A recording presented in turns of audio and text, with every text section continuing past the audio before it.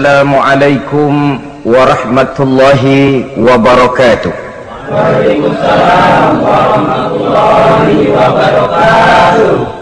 Bismillahi walhamdulillah, wassalatu wassalamu ala sayyidina rasulillah, sayyidina wa maulana Muhammad ibn Abdullah wa ala alihi wa sahbihi wa mawalah.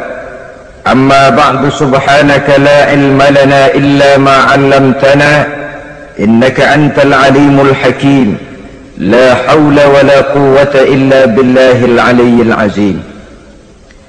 Saudara-saudara kaum muslimin rahimakumullah, satu-satunya manusia yang dalam Al-Quran sudah mendapat jaminan ampun dari seluruh dosa yang pernah dikerjakan cuma Rasulullah orangnya. Quran yang menjanjikan liyaghfira lakallahu ma taqaddama min dzambika wa ma ta'akhkhar. Wahai Muhammad, dosamu yang dahulu, dosamu yang sekarang, dosamu yang akan datang kalau memang ada, seluruhnya sudah mendapat jaminan ampun dari Allah Subhanahu wa ta'ala. Orang yang nyata-nyata sudah mendapat jaminan ampun dari segala dosa ini, ibadahnya luar biasa. Luar biasa bagaimana? Sejarah menceritakan beliau kalau sholat malam sampai bengkak kakinya karena rajin sujud. Aisyah menceritakan, satu malam selesai sholat isya saya akan tidur. Saya lihat suami saya sedang sholat, maka saya pun tidur. Tengah malam saya terbangun dari tidur, saya lihat suami saya masih sholat juga, saya tidur lagi. Menjelang sepertiga malam yang akhir saya bangun, saya lihat masih sholat juga. Saya hampiri beliau, saya tanya setelah sholatnya usai, "Bang," kata Aisyah, "ada apa yang?" Kata baginda Rasul, sebab beliau itu, jangan senyum kalau saya katakan yang di sini, sebab beliau itu pandai sekali menyenangi hati istrinya. Panggilan kelihatannya sepele, tapi bisa menghidupkan keharmonisan dalam rumah tangga. Beliau apabila memanggil Siti Aisyah dengan kalimat Humaira, "Ya Humaira," wahai yang pipinya kemerah-merahan. Cantik sekali panggilannya untuk istrinya. Kita kadang-kadang terlalu jujur tapi nyakitin. Mentang-mentang bini hitam, kalau manggil bini hitam, sini lo. Jujur tapi nyakiti itu. Hadirin yang saya muliakan, baginda menjawab, "Ada apa ya? Abang ini kan dosanya sudah mendapat jaminan ampun dari Allah." "Iya, lalu gimana?" "Ya kalau ibadah jangan terlalu gitu-gitu bener, kenapa sih? Orang sudah dapat jaminan ampun itu kan mestinya tenang, aman. Ini malah seolah-olah beliau orang yang paling banyak mempunyai dosa. Tidak puas melaksanakan hanya sholat yang wajib ditambah dengan yang sunnah-sunnah. Tidak usah gitu-gitu bener lah bang, sudah dapat jaminan ampun ini." Terhadap usul istrinya ini, apa jawab beliau? Sederhana tapi melambangkan sikap jiwa yang luhur. Beliau menjawab, "Aisyah, afala uhibbu an akuna abdan syakura." Yang apa saya tidak senang kalau saya ini oleh Allah mendapat gelar abdan syakura, hamba yang pandai bersyukur, hamba yang tahu berterima kasih.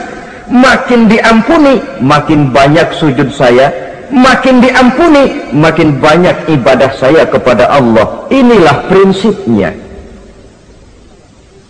Saudara-saudara, oleh karena ibadahnya demikian rupa, Allah lalu dekat.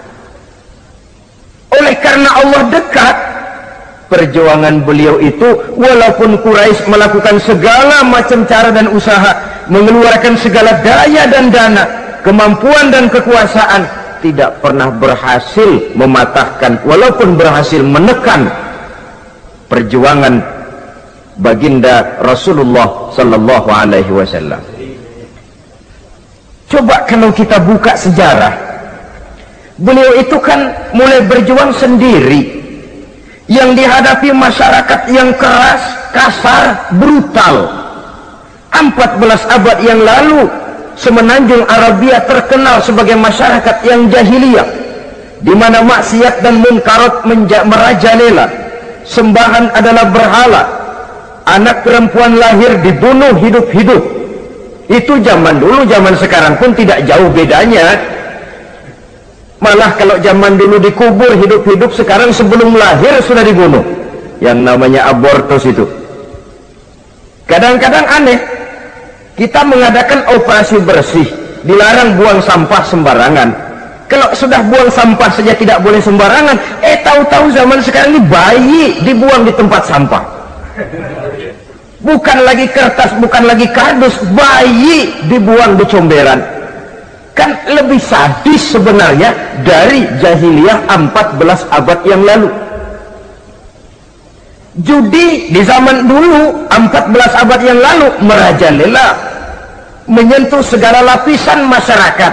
Di zaman sekarang pun judi tidak kurang hebatnya, cuma tentu dengan bahasa yang lain. Apalagi di zaman sekarang orang pandai menghaluskan bahasa, mensamarkan istilah.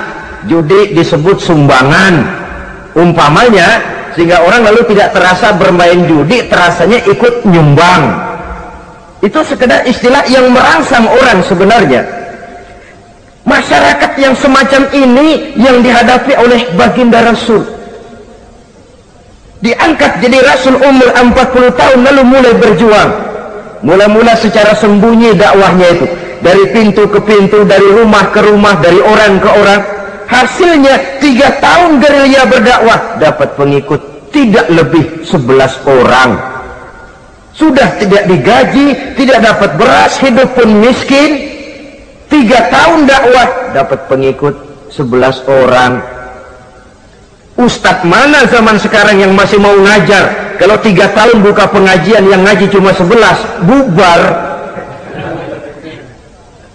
Kiai mana yang masih mau buka pondok? Kalau 3 tahun buka pesantren, santrinya cuma 11. Pemimpin mana yang masih mau kampanye? Kalau 3 tahun kampanye dapat pemilih cuma 11, bangkrut. Tapi tidak dengan Rasul. 3 tahun berlalu, turun perintah fasda bima tu'mar.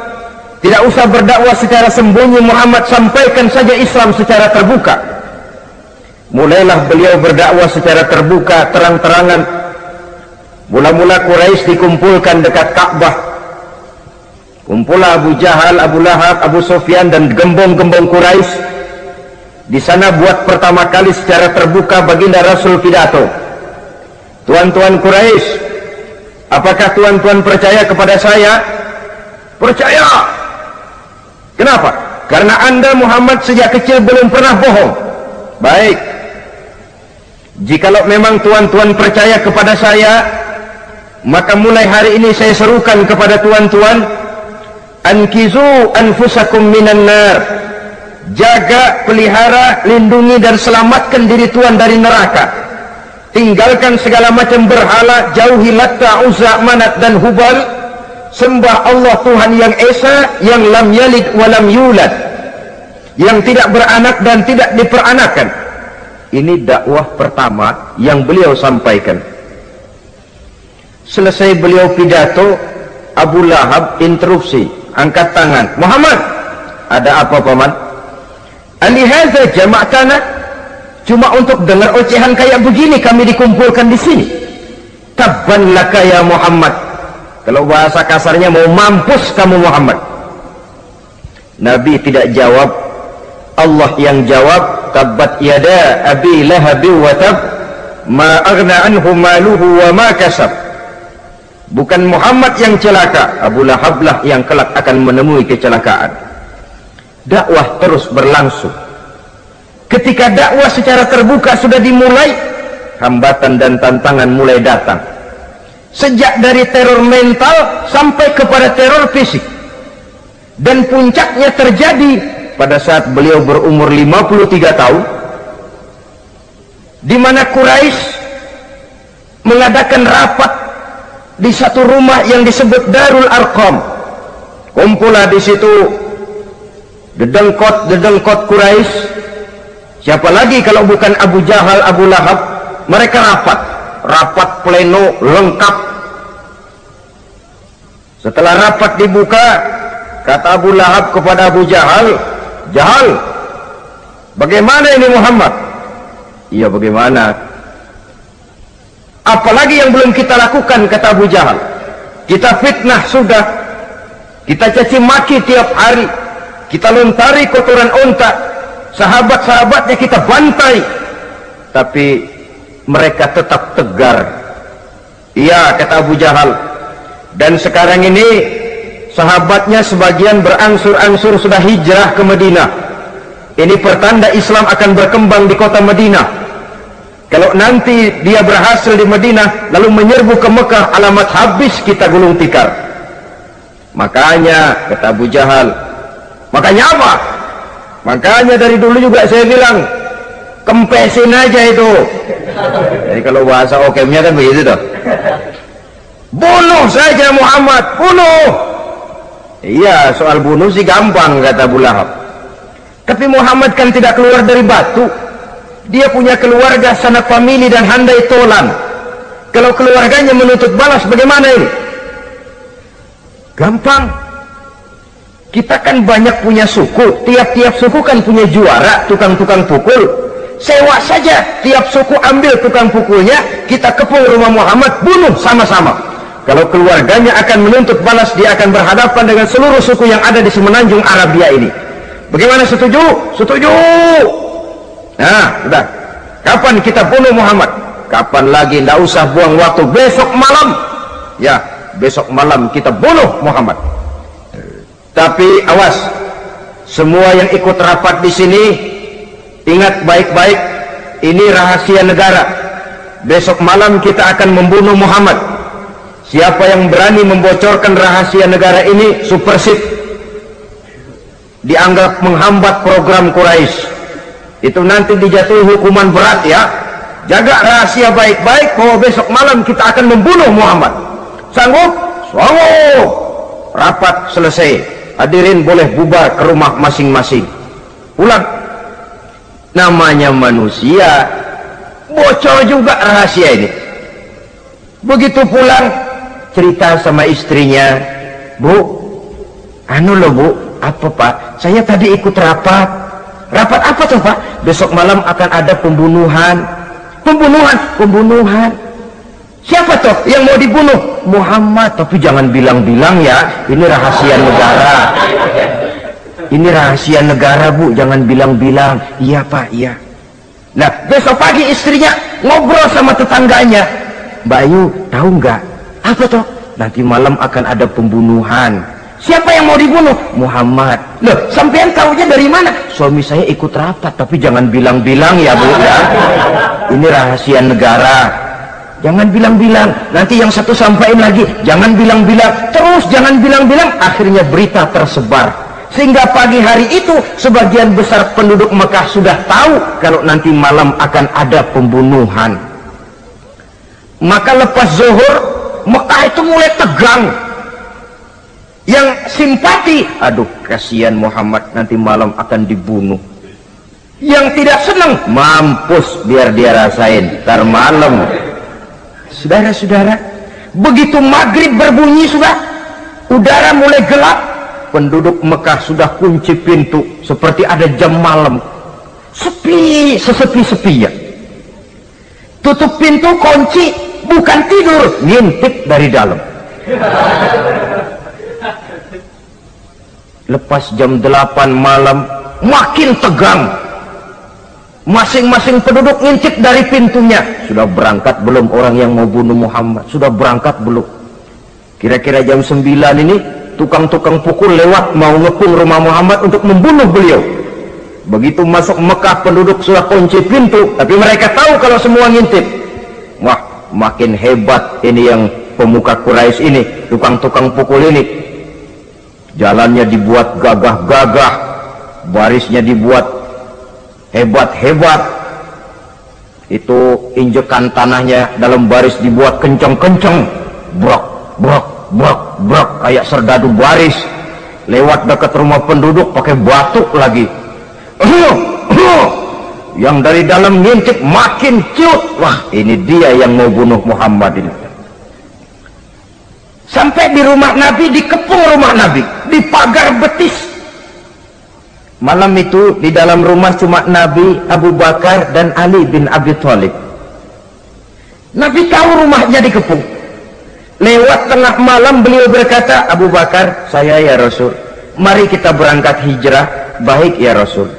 Ali, saya ya Rasul, kamu gantikan saya ya. Gantikan apa ya Rasul? Gantikan tidur di tempat tidur saya. Baik ya Rasul. Masya Allah, sekali menggantikan mati. Tidur di tempat tidur Rasul pada malam rumahnya dikepung, resikonya kan mati. Menggantikan mati. Lah kalau menggantikan lurah lumayan. Menggantikan mati.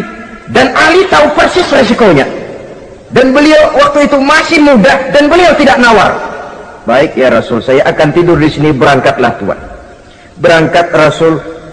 Ketika keluar dari pintu belakang rumah dikepung rapat, terjadilah keajaiban yang Allah ceritakan. Wa ja'alna min baini aydihim sadda wa min khalfihim sadda fa'aghshaynahum fahum la yubsirun. Di muka, di belakang, di kiri kanan dibuatkan dinding oleh Allah, dibutakan mereka tidak lihat kalau Muhammad keluar dari rumahnya. Siaga penuh, apel, mata melotot, Nabi lewat nggak kelihatan. Sampai Nabi kemudian menuju Gua Thur, 3 malam 2 hari di sana. Dari sana perjalanan dilanjutkan ke Madinah Al-Munawwarah. Allahu Akbar. Mengarungi gurun pasir yang gersang dan tandus, yang terbentang antara Mekah dan Madinah. Meninggalkan kampung halaman tempat di mana dilahirkan dan dibesarkan. Keluarga yang berbeda akidah terpaksa berpisah. Kok kuat? Kok bisa? Kok sanggup? Di mana rahasia kekuatannya? Beliau punya sandaran vertikal, ibadahnya kepada Allah. Dengan bahasa kita sekarang, beliau punya backingnya tidak kepalang tanggung, yang serba maha. Maka saya mengajak kepada seluruh kaum muslimin, di zaman sekarang kan orang lagi main backingan, ya. Nah, siapa yang punya backing punya jalu. Saya cuma mengajak, kalau mau cari backing jangan kepalang tanggung, carilah backing yang serba maha. Maha gagah, maha tahu, maha adil, maha bijaksana, maha segala-galanya. Dan dialah Allah subhanahu wa ta'ala. Saudara punya backing kolonel, tanggung. Nanti dia pensiun habis. Yang kolonel saja tanggung, apalagi yang kopral. Kalau mau cari backing, carilah backing yang serba maha, Allah azza wa jalla. Caranya tentu dekat kepadanya. Untuk dekat kepadanya melalui jalur yang sudah diatur olehnya, melalui Rasulullah sallallahu alaihi wasallam, yaitu salat, ibadah. Makin tinggi nilai ibadah, makin dekat kita dengannya. Makin dekat dengannya, makin banyak fasilitas yang akan diberikan untuk kita. Saudara pegawai negeri ingin cepat naik golongan, itu caranya 2. Pertama, jam kantor disiplin. Jam 7 masuk, jam 3 pulang. Kalau belum jam pulang, jangan pulang. Yang kedua, tambahan di luar jam kantor, sering-sering datang ke rumah kepala bagian. Apa malam minggu, apa hari minggu, apa bawa jeruk, apa pisang Ambon, kan begitu toh. Ini nanti kan kepala bagian kan nilai, karyawan saya yang satu ini jam kantornya disiplin, tambahan dia sering datang hari minggu di luar jam kantor bawa jeruk lagi. Ini mestinya belum naik, lah gua naikin dulu ke atas. Naik, saudara-saudara. Yang saya maksud apa? Itu zuhur, asar, maghrib, isya, subuh, jam kerja resmi, itu jam kantor. Lah, ada kunjungan di luar jam kantor, yang namanya tahajud, yang namanya hajat, yang namanya duha. Nanti kan Allah lihat, ini hambaku yang satu ini jam kantornya betul, zuhur, asar, maghrib, isya, subuhnya tepat.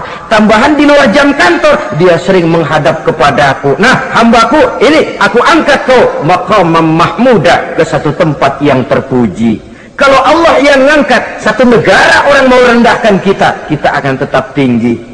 Kalau Allah mau rendahkan, satu negara mau angkat kita, kalau memang dasar mesti nyungsap ke bawah. Inilah perlunya sandaran vertikal. Inilah perlunya kita mempunyai backing hanya kepada Allah. Pada waktunya orang akan sampai ke titik jenuh. Dalam kesunyian orang sering mempertanyakan eksistensi diri, mulai mempertanyakan hakikat keberadaannya di tengah kesibukan bisnisnya, di tengah kesibukan kerja dari rapat ke rapat, dari kantor ke kantor, dari tender ke tender.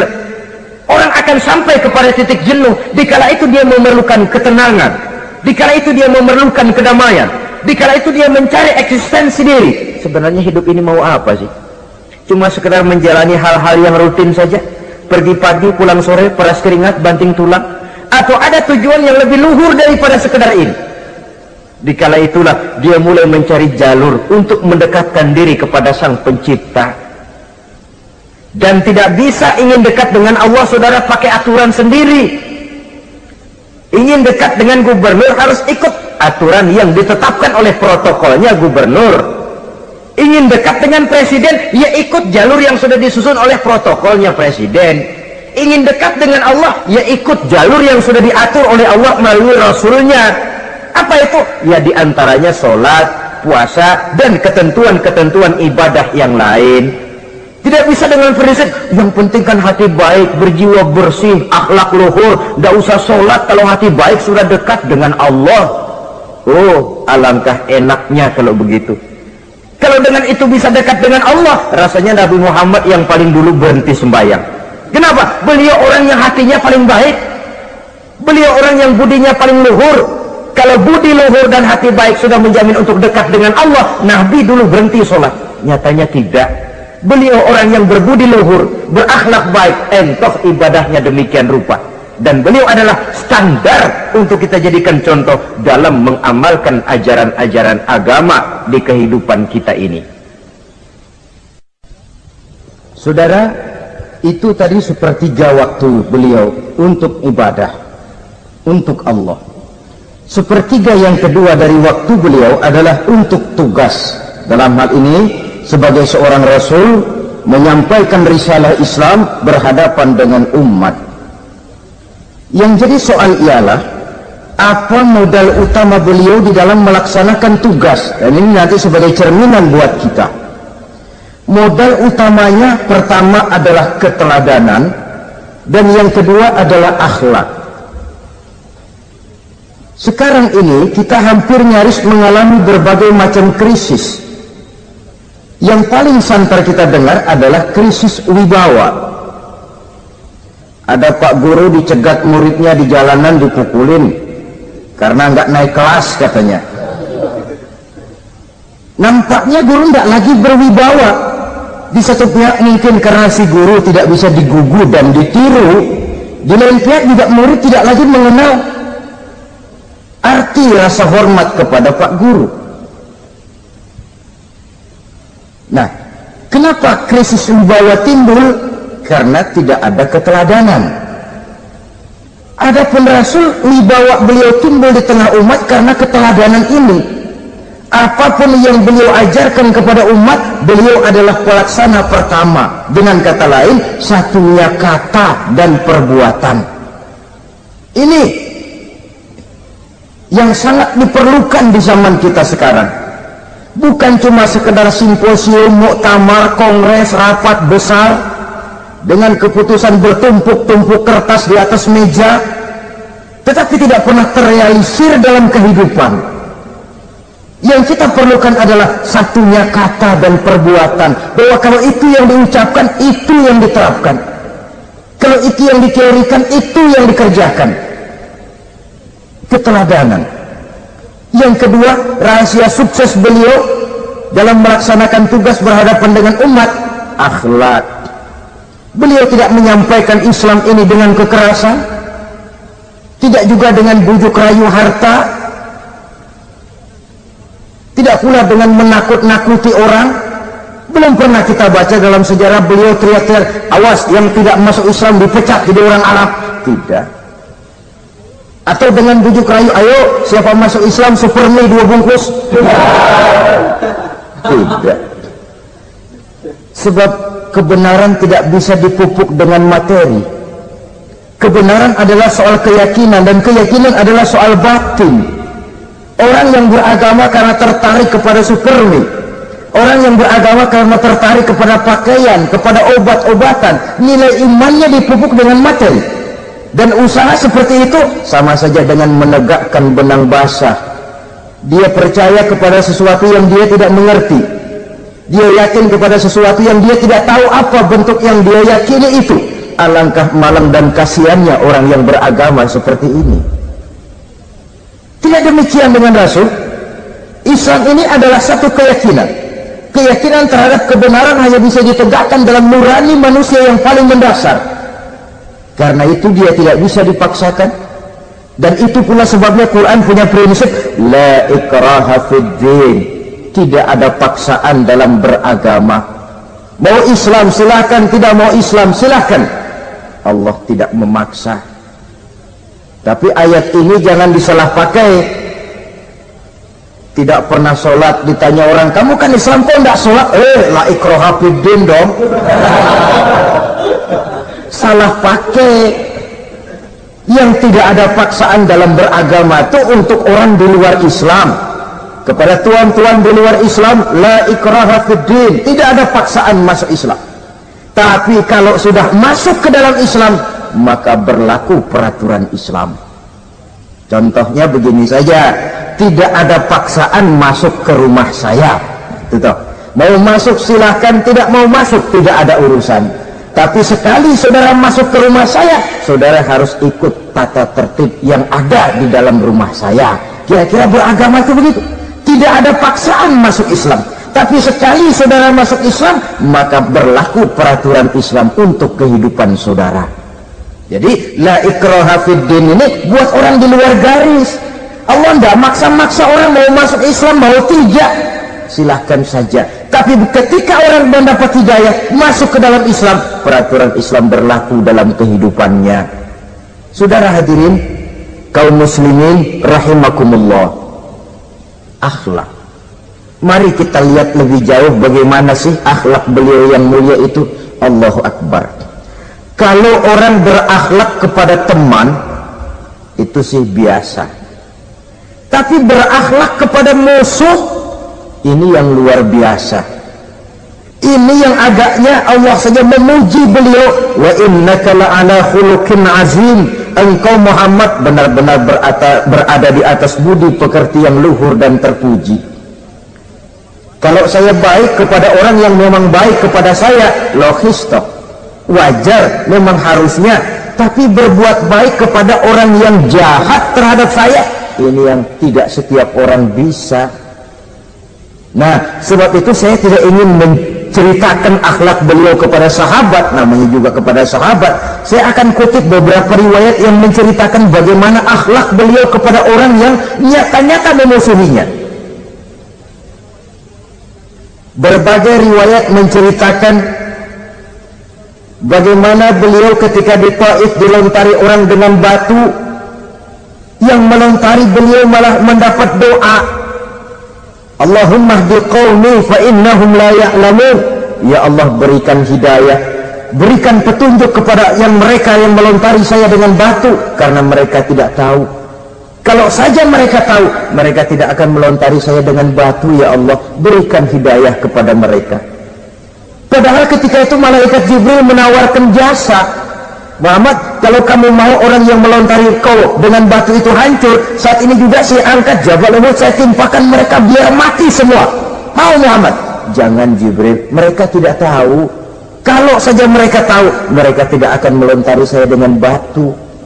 Lebih baik doakan mereka supaya mendapat hidayah dari Allah. Dalam kondisi kepepet, dilontari dengan batu, malaikat Jibril datang menawarkan jasa. Beliau lebih memilih mendoakan orang yang berbuat jahat itu. Ya Allah, bukan main. Umumnya kita kan kalau lagi kepepet ada yang nolongin, girang benar. Andai kata kita yang jadi nabi disambitin orang, datang malaikat Jibril nawarin, bagaimana sikat? Habisin aja dah.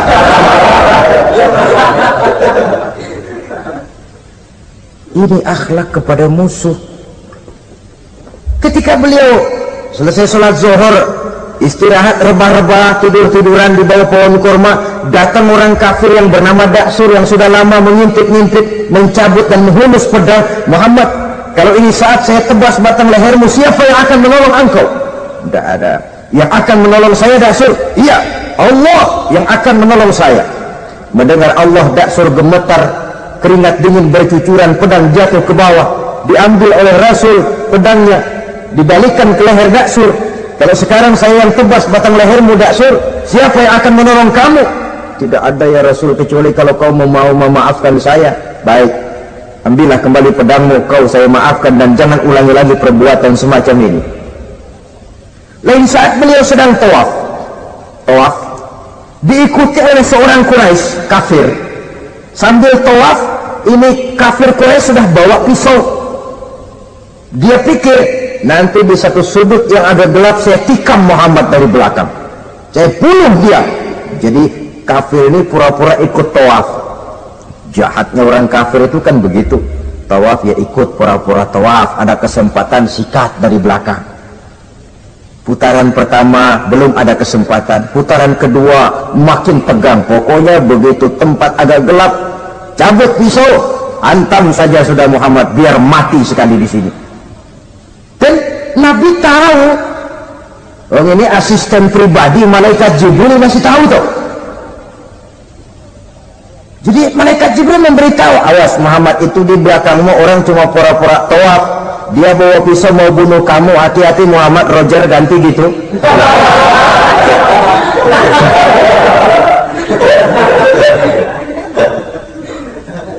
Tahu persis beliau. Sampai di satu sudut yang gelap, si kafir ini mencabut pisau. Nabi nengok ke belakang, menoleh Nabi. Begitu menoleh, Quraisy ini kan ketangkep basah, bahasa Arabnya limsak mablul katanya, ketangkep basah, grogi, salah tingkah, garuk nggak gatel, kasihan melihatnya sudah. Ya namanya orang ketangkep basah itu. Mau alasan apa? Nggak beralasan ya, harus merasa harus membela diri, gemetar nggak karu-karuan. Kata Nabi senyum. Mau apa, Mas? Anu Rasul, ini anu apa? Anu. Sudah, saya kan tahu kamu mau bunuh saya toh. Sudah, saya sudah tahu kok. Kamu jangan pura-pura. Kamu kan mau bunuh saya kan? Terus terang saja. Iya Rasul, iya. Sekarang gimana? Enggak berani Rasul. Minta maaf saja. Ya kalau sudah kamu minta maaf begitu, sudah kamu pulang sana, jangan diulangi lagi ya. Begitu mudah beliau memaafkan orang yang nyata-nyata mau menghabisi nyawanya, sepanjang itu belum terwujud, sepanjang itu belum terbentuk dalam artian real. Sangat mudah beliau memaafkan orang. Saudara hadirin kaum muslimin rahimakumullah, pemaaf, lapang dada, toleransi, menghargai pendapat para sahabatnya, ini sederetan dari akhlak yang terpuji. Sehingga karena keluhuran akhlak inilah yang menyebabkan orang tertarik masuk ke dalam Islam. Beliau berprinsip apa? Basiru wala tunaffiru, yasiru wala tu'asiru. Gembirakan orang, jangan ditakut-takuti. Mudahkan persoalan orang, jangan dibikin sulit. Ini kan satu prinsip yang sangat baik dalam melaksanakan dakwah, dalam menyampaikan misi. Apapun tugas kita di masyarakat, sebagai pegawai pemerintahan, pejabat negara, pedagang, pengusaha, seniman, ustadz, mubaligh, kiai, ulama, dalam berbagai profesi, modal utama untuk sukses adalah akhlak. Sebab hati kita yang tahu cuma Allah. Orang lihat penampilan kita, orang lihat muka kita. Sebab itu Nabi katakan, innakum la tas'una nasa bi amwalikum walakin yas'uhum minhum bastul wajhi wa husnul khuluqi. Kamu tidak akan bisa menarik simpati orang banyak dengan hartamu, tapi bisa kau tarik simpati orang banyak dengan akhlak yang baik dan muka yang senyum, muka yang enak dilihat. Orang kadang sering bilang, dia mah biar mukanya begitu hatinya baik. Iya, soal hati kita nggak tahu. Yang kita lihat pertama muka. Bagaimana gue mau ikut dia, mukanya kayak batu kuburan. Kesan serem pertama itu kan sudah ada. Walaupun kadang-kadang hati memang baik, tapi hati itu kan urusan Allah. Yang kita lihat pertama muka. Ini barangkali nanti termasuk teori dalam psychology of salesman ya, bahwa sesuatu yang baik kalau dihidangkan dengan cara yang tidak baik, orang tidak akan tertarik. Lihat saja, orang sekarang ini kan entah makin lajunya dunia bisnis kita, masuk ke rumah-rumah kita cuma menawarkan air jahe, menawarkan sasa, menawarkan kecap bango, menawarkan barang-barang yang kelihatannya remeh. Ini kan termasuk psychology of salesman. Yang datang ya biasanya perempuan, wajahnya ya lumayan, paling kurang sedikit di atas 6 lah begitu. Lalu tutur katanya sopan, masuk ke rumah tidak sungkan, ada rasa familiar, rasa kekeluargaan, lalu datang. Taktik untuk menawarkan barang yang jadi merek dagangannya. Nah, Islam ini agama yang baik. Kalau disampaikan dengan cara yang tidak baik, sadis, memponis, orang akan lari dan jauh. Menyinggung, bukan menyentuh. Siapapun kalau tersinggung lari, tapi kalau tersentuh dia akan mendekat. Apaan lo Islam bayang begitu? Mikirnya anak, gue sembayang diomelin, mendingan kagak sembayang sekalian ketawa. Saudara hadirin yang saya muliakan, ini yang diberikan contoh oleh baginda Nabi. Apapun tugas kita, pedagang utamakan akhlak, petani utamakan akhlak, seniman utamakan akhlak, mubaligh utamakan akhlak, pejabat negara utamakan akhlak, pelayan dan pengabdi masyarakat utamakan akhlak. Saudara hadirin yang saya hormati, kaum muslimin yang berbahagia, jadi untuk sukses di masyarakat, untuk sukses di tempat tugas, modal utama adalah akhlak. Dan ini yang dicantikan contoh dari Nabi kita Muhammad sallallahu alaihi wasallam. Sepertiga waktunya untuk tugas, dalam menjalankan dan melaksanakan tugas sebagai seorang rasul, menyampaikan risalah Islam berhadapan dengan umat, modal utamanya adalah akhlak. Demikian juga kita di masyarakat. Dan akhlak itu memang harus dibiasakan sejak kita kecil, sehingga dengan demikian nilai-nilai yang baik akan terus terbawa sampai di hari tua kita. Saudara-saudara, rasanya kehancuran satu bangsa dimanapun di dunia ini selalu dimulai dengan kehancuran akhlak daripada bangsa itu sendiri. Dan kehancuran akhlak itu bisa saja terjadi di tengah kemakmuran ekonomi, di tengah maju dan canggihnya teknologi. Kapan? Apabila pegangan orang kepada agama sudah lemah dan rapuh. Kita tengok di negara-negara di sebelah barat kita, kemajuan teknologi yang tidak diimbangi dengan kuatnya pegangan orang kepada agama telah melahirkan budaya-budaya yang merendahkan martabat manusia.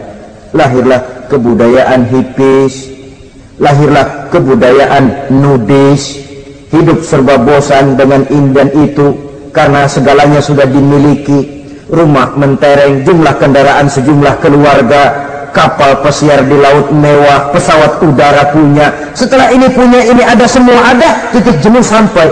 Mau apa semua ini? Akhirnya ingin hidup apa adanya, tidur di goa-goa, tidur di kaki-kaki gunung, tidur di hutan belantara, pakaian kumal.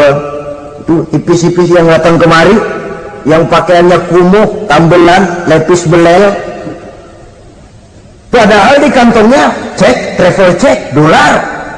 Lain hipis kita, emang benar-benar gembel.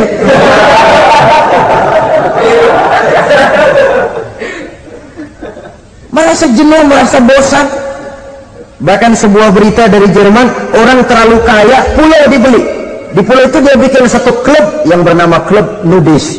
Setiap anggotanya boleh masuk ke pulau itu dengan catatan tidak boleh pakai pakaian selembar pun, alias bugil, telanjang bulat.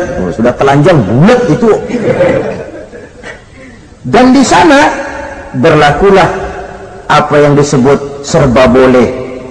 Jadi kalau di sana kesana saudara bawa istri masuk anggota, ya silahkan saja, istilah tukar pakai, simpan pinjam bisa-bisa saja, asal suka sama suka.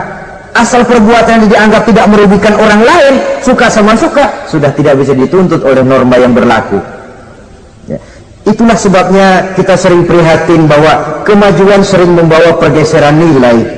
Apabila kita tidak bisa menghindarkan diri dari proses pergeseran nilai, setidaknya kan kita bisa menjaga diri jangan sampai hanyut oleh nilai-nilai yang negatif. Akhlak, baik sebagai muslim, baik sebagai bangsa Indonesia yang berkepribadian luhur, itu merupakan cerminan kita. Saya prihatin, belum lama diselenggarakan kontes bibir terindah. Kontes bibir terindah itu kira-kira apa manfaatnya? Apa yang jadi ukuran? Dan bukankah bibir karunia Tuhan? Ya kalau yang bibirnya mungil bisa ikut kontes, lah kalau yang jebleh gitu.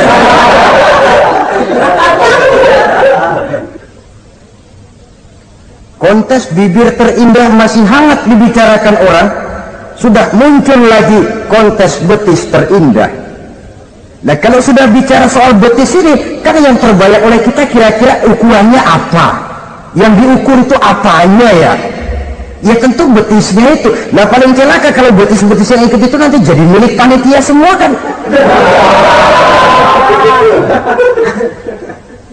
Yang tidak usah kita mengukur dengan kacamata agama, dengan budaya kita sebagai bangsa Indonesia yang berfalsafahkan Pancasila, rasanya mendengarnya saja kok sudah tidak sah gitu loh, tidak pas untuk ukuran kita sebagai bangsa yang berfalsafahkan Pancasila. Saudara-saudara kaum muslimin rahimakumullah, ini yang saya maksud tadi, proses pergeseran nilai. Andai kata kita tidak bisa menghindarkan diri dari hal yang semacam itu, setidaknya kita bisa menjaga diri jangan sampai hanyut ditelan proses pergeseran nilai. Dan memelihara nilai-nilai akhlak ini dari hari ke hari memang tidak semakin ringan, bahkan akan semakin berat, karena tantangan yang kita hadapi juga akan semakin berat. Inilah sepertiga yang kedua dari waktu beliau untuk melaksanakan tugas. Jadi modal utama dalam melaksanakan tugas akhlak. Di antara nilai akhlak itu prinsip Nabi tadi, gembirakan orang, jangan ditakut-takuti, mudahkan urusan orang, jangan dibikin sulit. Sehingga kalau yang memang mudah lalu dipersulit, itu sudah mencerminkan akhlak yang tidak diajarkan oleh Rasulullah Sallallahu Alaihi Wasallam. Kemudian yang terakhir, sepertiga yang ketiga dari waktu beliau adalah untuk keluarga. Jadi tadi ada waktu untuk Allah, ibadah, ada waktu untuk tugas, dan yang ketiga ada waktu untuk keluarga. Bagaimana Rasul di tengah keluarganya? Anas bin Malik bercerita, saya 11 tahun membantu di rumah tangga Rasul. 11 tahun itu kan artinya 11 kali 360 hari kali 24 jam, bukan waktu yang sebentar itu. Selama 11 tahun saya membantu di rumah tangga Rasul, kata Anas, belum pernah saya dengar kata-kata kasar, keras, membentak. 11 tahun saya membantu di rumah tangga beliau, belum pernah saya lihat ada piring terbang, ada bakyak melayang. Artinya apa? Cerminan dari ketentraman, keayeman, kedamaian rumah tangga beliau. Padahal rumah tangganya kecil, istrinya lebih dari satu, tapi aman, tentram, rukun. Kita kadang-kadang istri satu seminggu 7 hari, perang 6 hari. Cuma 1 hari gencatan senjata. Sudah hadirin, saudara kaum muslimin rahimakumullah, kalau beliau tidak menyenangi satu masakan, misalnya masakan istrinya, Tidak mencah-mencah, cuma kelihatan dari makannya barangkali tidak begitu banyak, tapi tidak pernah mencela apapun yang dimasak istrinya. Senangnya dimakan, tidak senangnya dimakan karena menghargai lelah jerih payahnya istri.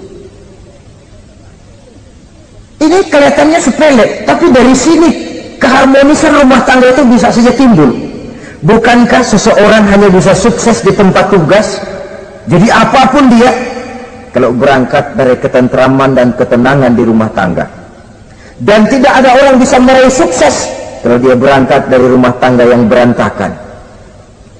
Itulah sebabnya ini sangat diperhatikan oleh baginda Rasul. Dari rumah yang kecil, dari tempat tidur yang sederhana, yang sebelah itu kain kasar, sebelah dipakai untuk tidur, sebelah dipakai untuk selimut. Jadi kasur merangkap selimut. Allahu Akbar. Tapi dari rumah tangga yang semacam itu keluar ucapan baiti jannati, rumah tanggaku laksana surga bagiku. Di mana sih rahasianya? Karena rumah tangga beliau didirikan di atas ajaran agama. Agama membuat suami istri tahu hak dan tahu kewajiban. Kalau kewajiban dilaksanakan, hak diberikan, akan timbul saling pengertian. Apabila ada pengertian, akan timbul ketenangan, dan ketenangan adalah tangga utama untuk mencapai rumah tangga bahagia. Apalah artinya? Seperti banyak istilah orang, rumah bertingkat, uang banyak berlipat-lipat, kendaraan serba mengkilat, istri pun cantik memikat, kadang-kadang jumlahnya 4, tapi tiap hari kiamat. Tidak pernah ada ketenangan dan kedamaian di rumah itu. Saudara hadirin, lebih celaka lagi sudah rumah gubuk berantem melulu. Sudah kiamat itu, sudah kiamat.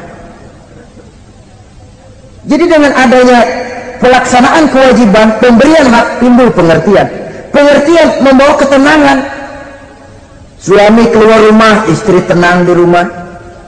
Suami meninggalkan istri pun hatinya tenang dan tentram, tidak was-was, tidak berpikiran nanti kalau saya lembur ini istri ngompreng, tidak. Si istri pun lega melepas suami karena ada keterbukaan. Ini kan menurut angket terakhir loh ya, yang diadakan oleh beberapa majalah di ibu kota ini, di ibu kota katanya, dari sejumlah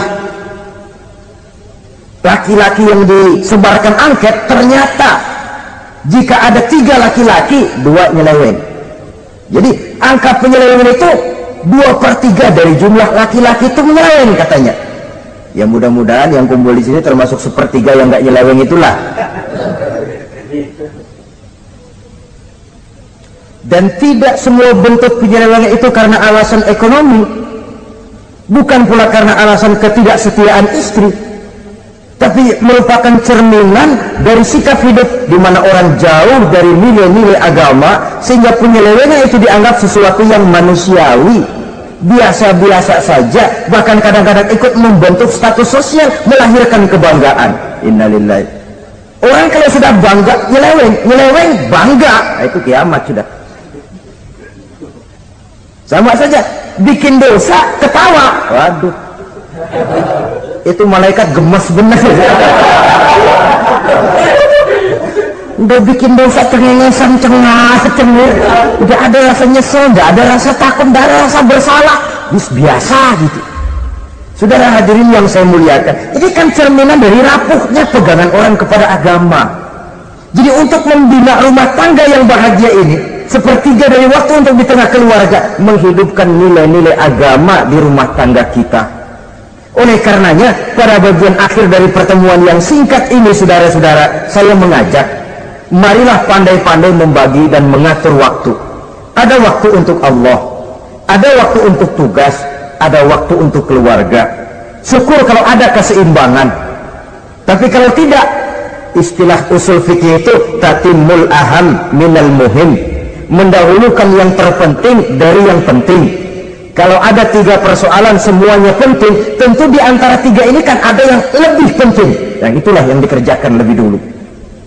Dan ini tidak berarti bahwa penjatahan waktunya harus sama. Untuk ibadah dalam sehari semalam sekian jam, untuk tugas sekian jam, untuk keluarga sekian jam. Tidak bisa kita targetkan begitu. Dan yang dimaksud di sini pun adanya pengaturan. Pengaturan tidak berarti bahwa harus sama waktunya, tidak. Kita melihat kepentingannya.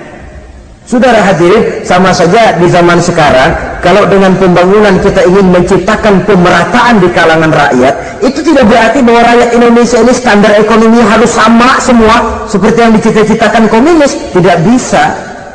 Menciptakan pemerataan artinya kalau yang kaya bisa semakin kaya, kenapa yang miskin tidak bisa naik jadi sedikit kaya? Dan artinya menciptakan kesempatan kepada setiap penduduk Indonesia untuk merubah tahap dan taraf kehidupannya. Demikian juga adanya pengaturan waktu. Bukan berarti untuk Allah sekian jam, keluarga sekian jam, tugas sekian jam. Sebab jam-jam ini sulit kita jatahkan. Kadang-kadang tugas, kadang-kadang keluarga, kadang-kadang ibadah kita sedang gandrung. Yang penting ada keseimbangan dalam cara kita mengatur waktu itu. Nah, saudara-saudara, demikianlah pertemuan dan pembicaraan kita kali ini. Terima kasih atas segala perhatian. Mohon maaf atas segala kekurangan. Usikum wa nafsi bitaqwallah. Wassalamualaikum warahmatullahi wabarakatuh.